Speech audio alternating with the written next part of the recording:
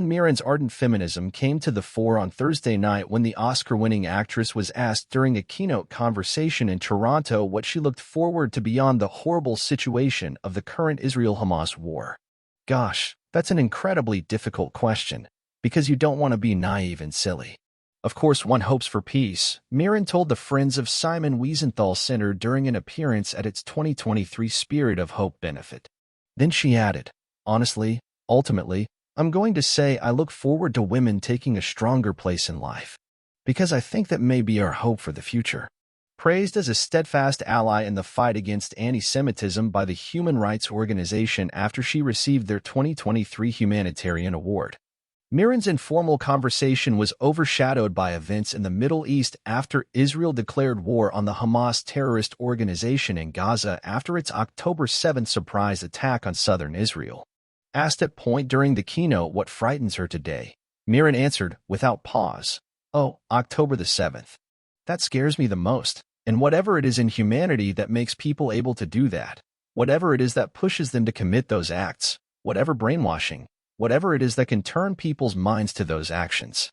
Pointing to other grave human atrocities in history, she referenced the Holocaust during the Second World War and America's traumatic history of lynching African American men to terrorize their communities.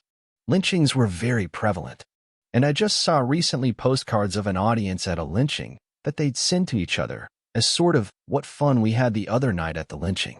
What it is in us, human beings. Is it fundamental to us? It is so much a part of our nature as all the goodness we have, Mirren additionally asked during the Toronto Gala. While steering clear of current-day Israeli politics in the wake of the war with Hamas, Mirren did take a deep dive into the country's history after her star turn in Guy Nativ's Golda, in which she plays Golda Meir, the Prime Minister of Israel during the tense Yom Kippur War in 1973. Asked what made her play the Israeli leader at a time when the country was faced with possible destruction, Mirren recalled in her youth, first seeing in Golda Meir a rare woman leading a country. When Golda came to power in Israel, for me, personally, it was such a monumental moment. Because I'd never seen a female prime minister before, let alone a prime minister of a country as complex and important and with such challenges that Israel has always had. So that, just from a purely feminist point of view, that was very important to me, she recalled.